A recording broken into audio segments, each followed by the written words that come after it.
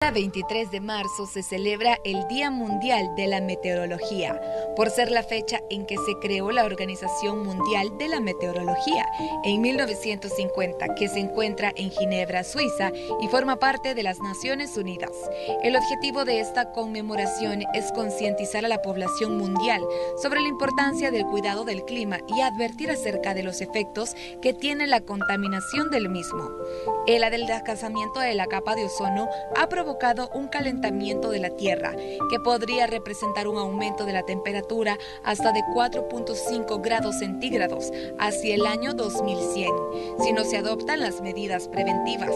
Entre los grandes problemas atmosféricos globales cuyas investigaciones deben abordar los meteorólogos hoy en día, se destacan aquellos relacionados con la destrucción de la capa de ozono estratosférico, el efecto invernadero, la acidificación del medio ambiente y las desastrosas sequías e inundaciones. La meteorología estudia los cambios atmosféricos que se producen en cada momento, utilizando parámetros como la temperatura del aire, su humedad, la presión atmosférica, el viento o precipitaciones. A partir de estos estudios se puede predecir el tiempo y conocer el clima de cierta región. El objetivo de la meteorología es predecir el tiempo que va a ser en 24 o 48 horas y en menor medida elaborar un pronóstico del tiempo a medio plazo. Al hablar de esto se debe mencionar la climatología, que es la ciencia que estudia el clima y sus variaciones a lo largo del tiempo. A utilizar los mismos parámetros que la meteorología, su objetivo es distinto, ya que no pretende hacer prevenciones inmediatas, sino estudiar las características climáticas a largo plazo.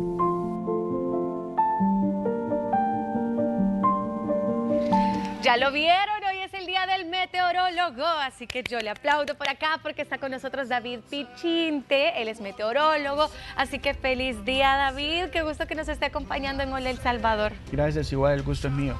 Con mucho gusto, David. Y bueno, qué bonito poderles pues homenajear en este día, David. Yo le estaba comentando fuera del aire de que yo siento que los saben demasiado los meteorólogos, ¿verdad? Entonces se merecen también este día, pero qué mejor que usted para que nos explique un poco de cómo es su trabajo, cómo es el día a día de un meteorólogo.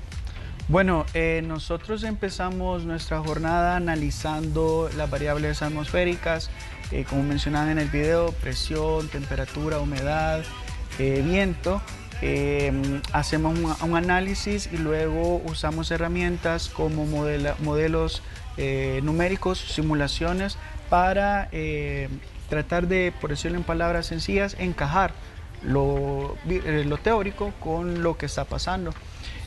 Nos dedicamos a eso una buena jornada del día y luego ocupamos eso para concluir y hacer los pronósticos para los siguientes días. Qué bonito. Cuéntenos un poco antes de que entremos ya en el tema de la predicción del tiempo y todo esto, ¿verdad? ¿Qué estudió David para ser meteorólogo y cómo se prepara previo? ¿Qué era lo que le llamó la atención también después de salir de bachillerato y todo esto? Bueno, mi formación particular es de físico. Y posteriormente tuve oportunidad de estudiar meteorología en España. En general, cualquier persona que tenga alguna formación en ciencias, ya sea ciencias básicas como física o matemática, geofísica o alguna ingeniería, podría dedicarse, porque la base de la meteorología es las ciencias básicas, la física, la matemática, la química. Ese es mi caso particular. Hay otros... yo ponchada, David. No, pero los casos de... eso es para dedicarse a cierta área de la meteorología. Ajá. La comunicación de la meteorología también es importante. Por ejemplo, vemos algunos que tenemos poco o nada de gracia para comunicar la información. Entonces sí que necesitamos gente que tenga más contacto, más habilidad para comunicar, y esa parte es importante porque al final de nada sirve que nosotros tengamos un pronóstico muy complejo, muy bonito, muy elaborado, si no sabemos cómo comunicarlo a la población, que es finalmente quien es importante que esté al tanto de eso. Sí, porque a veces la temática es bien compleja, ¿verdad? O las palabras también, y a veces nos puede resultar un poco difícil de entender con esos términos que muchas veces se pueden utilizar. Usted mencionó que hay diferentes ramas en la meteorología. ¿Cuáles son esas ramas? No solamente es que usted me diga, hoy va a llover. Sí, bueno, aparte de estudiar el tiempo, cómo se va a comportar en las siguientes horas o en los siguientes días, como es para estudiar el clima, que significa cómo se va a comportar el tiempo en una escala de semanas o meses. Luego está, por ejemplo, el estudio del cambio climático, que es el estudio del clima, pero hacia decenas o centenas de años. También hay otra área que estudia la calidad del aire, cómo el aire, cómo los químicos atmosféricos se comportan entre sí para dar una baja o alta calidad del aire. También parte por el estudio de la hidrología o la hidrometeorología, también el contacto de todas estas variables con la agricultura para construir. Los arquitectos y los ingenieros también necesitan información del tiempo, cómo ha sido el tiempo o el clima en un lugar particular en el pasado, para asegurar que sus infraestructuras que están haciendo o construyendo tengan la capacidad de aguantar las inclemencias del tiempo. Entonces hay una gama bastante amplia. También se me olvidaba los servicios meteorológicos aeronáuticos. Los aviones necesitan información meteorológica para poder aterrizar y despegar y en su trayecto, ¿no? Y todas estas diferentes ramas, usted llega, por ejemplo, y le dicen, te vamos a colocar acá, o se especializó en estas ramas que nos acaba de mencionar. Sí. Cada meteorólogo decide en cuál se va a especializar. Sí, hay áreas de interés, algunas áreas de interés. La más conocida, probablemente porque es la con la que hay más contacto, es el tema de pronóstico del tiempo, pero cada persona tiene la libertad de escoger según sus gustos personales. Wow, de verdad que hay mucho que aprender. Yo creo que siempre que nos han acompañado meteorólogos, David, estamos aquí. Bueno, hoy me hace falta la Ana, porque la última vez, creo que las últimas 2 veces las hemos hecho con la Ana y siempre queremos saber más, queremos saber más. Entonces, ahora, David, nosotros pues vamos a colocar también una imagen acá en esta pantalla para que usted nos vaya explicando un poco, aprender un poco también acerca de todo lo que ustedes hacen, y las personas también que están detrás de cámaras o que están viéndonos, ¿verdad?, por la señal de Canal 12, sepan, ¿verdad?, más o menos esas técnicas que ustedes saben ya en mayor magnitud, ¿verdad?, porque han aprendido muchísimo, y tal como nos estaba diciendo David, es de mucho estudio también. Por ejemplo, tenemos acá David, obvio, ya lo han visto, creo que en Noticiero Hechos, que él nos brinda muchas veces pronóstico, ¿verdad?, desde el Ministerio de Medio Ambiente y Recursos Naturales, así que tenemos estas imágenes por acá. Puede que haya muchos que digan, no entiendo nada. Cuéntenos un poquito. Bueno, aquí estamos viendo la página principal. Esta muestra la de los radares. Ajá. Y si vemos al fondo a la derecha, hay un campo nuboso sobre Honduras. Nosotros eso podemos es en tiempo real. Entrar las personas a esta página. Claro, ¿Es del ministerio? Es la página del ministerio de libre acceso. Ajá. La dirección es net.gov.sb y lo primero que va a ver la población es esta pantalla. Vale, por si no entienden, David nos explica y dice de que está como nuboso en Honduras. En Honduras. Es lo oscurito que vemos. Exacto. Sobre El Salvador tenemos una línea de unos semicírculos que son las zonas que alcanzan a ver los radares, la red de radares que nosotros tenemos. ¿Cuáles círculos, David? Esos círculos que ve, es que se eso ven que así. Dice el mouse. Eso que está señalando con el ratón. Entonces es la zona en donde podemos ver, por ejemplo, si está lloviendo en Honduras y esa lluvia se acerca a Cabañas o a Chalatenango, pues la podemos ver con cierta anticipación y emitir un aviso a las personas de ahí que está pronto a llover. Esa es, digamos, una manera en la que se puede utilizar esa imagen combinada con radares y satélites. ¡Wow! Sí, ahorita ya logro ver mejor los círculos. ¿Cómo podemos pronosticar el clima este día acá en El Salvador? Bueno, ¿se puede saber ahorita con esto? Claro, si vemos arriba a la izquierda hay unos botoncitos y a la par de la casita hay una que dice pronóstico. Entonces, al dar clic ahí, lo que va a hacer la página es dirigirlos al pronóstico diario que se ha publicado. Entonces ahí vemos una descripción general de cómo se prevén las condiciones del tiempo, una iconografía, como vamos a ver las temperaturas para diferentes puntos principales de El Salvador, datos adicionales como a qué horas va a salir el sol y a qué horas se va a ocultar, a qué horas va a salir la luna, a qué horas se va a ocultar. Y este pronóstico es tanto para hoy como para el día de mañana. Eso es mejor que ver el de mi celular, ¿verdad? Posiblemente. Sí, porque a veces dice mi celular, yo creo que lo pongo ahorita y me sale 20% de lluvia y yo me quedo, ¿cómo es que va a llover? Lo que pasa con las aplicaciones del tiempo a las que mucha gente tiene acceso a través del celular y páginas de internet, es que están basadas en simulaciones que hacen centros internacionales. Nosotros, además de contar con esta información, también tenemos nuestros propios modelos que se ejecutan acá. Sí, es mejor más directo, ¿verdad? Esos modelos están alimentados de información propia de nosotros, por lo tanto se corrigen y por eso es que de repente pueden parecer contradictorios, porque la gente pensará, pero mi teléfono dice una cosa y el pronóstico dice otra cosa. Claro, nosotros nos basamos en nuestra información, que es producto de la red de monitoreo que tenemos a nivel nacional de todas nuestras estaciones, tanto las que miden lluvia, como la red de radares, y todas las que miden las demás variables, presión, temperatura y las que ya mencioné anteriormente. Y un meteorólogo debe de saber leer todo eso que usted está mencionando. Debe saber interpretar y más que nada debe saberlo poner en un lenguaje entendible para la población. En el Ministerio de Medio Ambiente y en la sección de meteorología nosotros tenemos algún tiempo trabajando, además de los pronósticos con los que estamos familiarizados, con los pronósticos de impacto, que estos tienen la filosofía de comunicar de manera, no solamente de comunicar de manera más clara lo que estamos previendo en términos atmosféricos, sino cómo eso se puede traducir en una amenaza para la población. Por ejemplo, puede llover fuerte en San Salvador, pero esa lluvia fuerte no va a tener el mismo efecto en zonas urbanas que en zonas de mayor riesgo. Entonces el pronóstico de impacto busca avisar a la población ante fenómenos como inundaciones repentinas, crecidas repentinas, quebradas ríos, deslizamientos, posibles deslizamientos, y si hay mucho viento también caídas de ramas, árboles, letreros.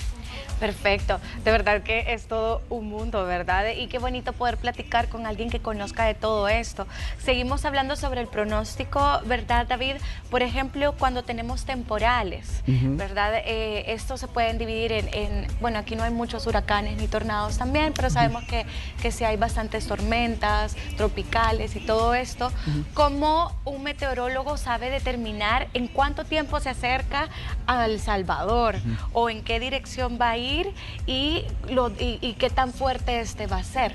Nosotros en meteorología también es importante trabajar de manera conjunta con las diferentes agencias internacionales. No trabajamos solamente de manera aislada como El Salvador, sino que tenemos una comunicación no solo a nivel regional centroamericano, sino que a nivel internacional. Todas las agencias comparten datos en tiempo real y toda esa información sirve para alimentar modelos de simulación a nivel global. Luego se hace un monitoreo continuo a través de imágenes de satélite de las zonas que tienen mayor probabilidad de formaciones de algunas bajas presiones que posiblemente puedan formar alguna tormenta tropical. Y luego nosotros ocupamos información local para evaluar la amenaza. Por ejemplo, cuando se acerca un huracán por el Caribe hacia Nicaragua, puede tener los mismos efectos que tenga en Nicaragua, no necesariamente van a ser los mismos efectos que tenga sobre nosotros. A veces solo es lluvia la que nos da a nosotros, ¿verdad? Por suerte, por suerte entre comillas, nosotros solamente tenemos el impacto de la lluvia, pero no es que no necesitamos más. Con un periodo de lluvia intensos de 3-5 días continuos, pues ya hemos visto en el pasado los estragos que podemos tener. A nosotros, como dato adicional, las tormentas que más nos pueden afectar son las que se forman en el Pacífico. Las que se forman en el Atlántico sí que nos pueden dar lluvia y nos pueden tener afectaciones, pero las que sí son de mayor cuidado, de mayor atención, las que nos ponen en más alerta, son las que se forman frente al Pacífico. Sí, hablemos también cómo se dividen estos temporales también, David, para que las personas conozcan, porque muchas veces decimos, ay no, esto es un huracán, y probablemente no, tiene otro término. Sí, bueno, se manejan muchas escalas en meteorología. Por ejemplo, puede haber una sola nube que cubra la mitad de El Salvador. Este tipo de nubes se conoce como sistemas ciclónicos de mesoescala o cumulonimbus, que son las típicas tormentas que generan truenos y rayos.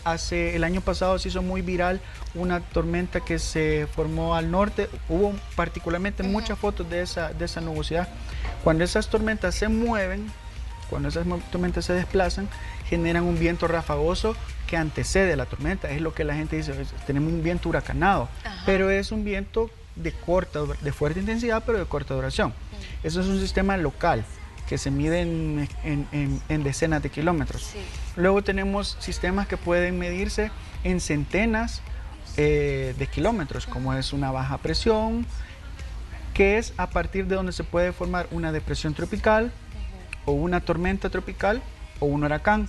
En esencia es el mismo sistema, con la diferencia es que conforme va ascendiendo de categoría, va ganando organización y va ganando intensidad en los vientos. Entonces, lo que nosotros apreciamos cuando tenemos vientos fuertes puede ser por una de dos razones principales.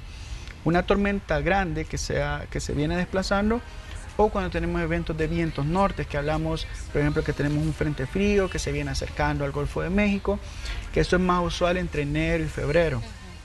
Alguno habrá a veces en marzo, pero ya es muy poco.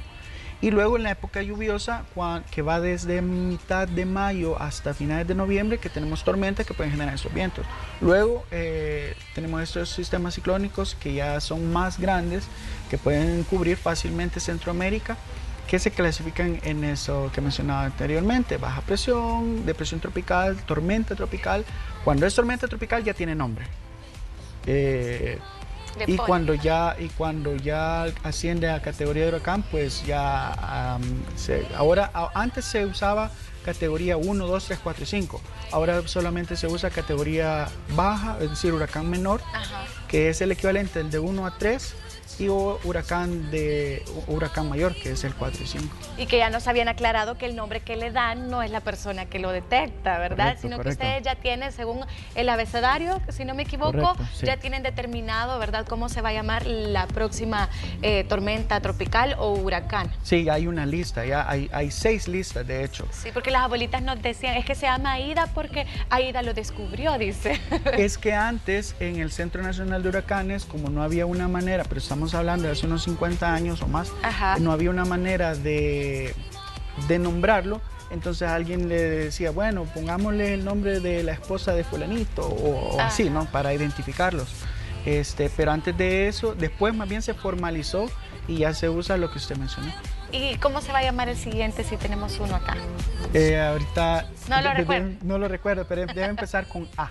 Sí, ¿verdad? Porque dicen que es por orden alfabético. Sí, con A, el siguiente con B, y se van alternando. El primer nombre si es femenino, el segundo es masculino, y así se van alternando. Súper bien. Ya para finalizar, David, más o menos en su experiencia, ¿cómo ve el pronóstico del tiempo durante este año o en estos próximos 3-4 meses que quedan? No sé con cuánto tiempo tienen ustedes para saber más o menos. Bueno, con la escala climática, que es lo que usted me acaba de consultar, nosotros monitoreamos mucho lo que se llama el fenómeno del Niño.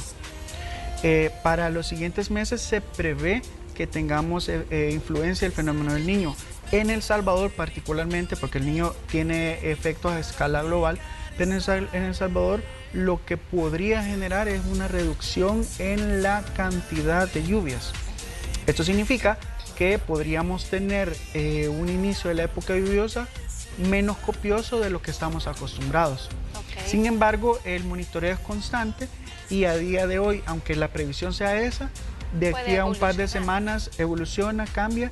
Por eso siempre la recomendación es estar pendiente de las actualizaciones de los pronósticos para ver si esto ha tenido un cambio tan significativo como para que las condiciones se prevean de manera distinta a la que les acabo de comentar. Y me decía que ya pronto vamos a empezar a ver que amanece más temprano también, ¿verdad? Claro, porque conforme nos vamos acercando a junio, nos vamos a acercar. Bueno, hace un par de días, hace 3 días, particularmente el 20 de marzo, tuvimos el equinoccio de primavera. Esto significa que la posición relativa del Sol con respecto a la Tierra estaba más hacia el ecuador. El Sol viene de tener su máxima influencia, su máxima insolación sobre el hemisferio sur, eso es alrededor del 21 de diciembre. 3 meses después, alrededor del 20 de marzo, está en el ecuador. Por eso es que marzo es tan caliente, Ajá. porque nosotros estamos cerca del Ecuador, pero no en el Ecuador. Sobre nosotros pasa alrededor de, sobre El Salvador. Ajá. El sol va a pasar sobre nosotros alrededor del 20 de abril. Ajá. Por eso marzo y abril son los días más calientes y eso es en su tránsito aparente hacia el punto más al norte en el hemisferio. O sea que va como digamos que este es El Salvador y va así. Podríamos verlo así. Realmente lo que se mueve es la Tierra, ¿no? Ajá, pero por eso decía un movimiento aparente. Ah. Por eso los días vienen de ser más cortos, Sí. hablando en términos de luz solar Sí. diurna, a ser más largos. Entonces vienen de 11 horas en diciembre hacia 13 horas alrededor del 20 o 21 de junio. Que súper chivo, es que yo le decía a David, yo ya quiero que amanezca más temprano porque pues sí, salgo a correr y yo necesito que haya más luz. Pero bueno, gracias David, de verdad que es mucho lo que se aprende. Le deseamos un feliz día del meteorólogo también. A usted y a todos los meteorólogos del Salvador. Ya con David hemos aprendido que se dividen en diferentes ramas, ¿verdad? Y sin ustedes hay muchas actividades que no se pudiesen realizar, ¿verdad? A nivel nacional y bueno, internacional. Entonces, de verdad, feliz día del meteorólogo. No, gracias a ustedes y gracias por darnos un espacio también para comunicar más y recordar siempre a la población que está pendiente de los pronósticos, sí, sobre todo también de fuentes oficiales. Perfecto. Ahí están viendo también en pantalla las redes sociales del Ministerio de Medio Ambiente, ¿verdad? Y Recursos Naturales. Y a David ustedes también lo ven. Ya nosotros siempre damos paso de repente en Noticiero Hechos, tanto a David como a otros de sus compañeros, que ellos nos informan sobre la actividad meteorológica en nuestro país. Vamos a continuar con más de Hola El Salvador.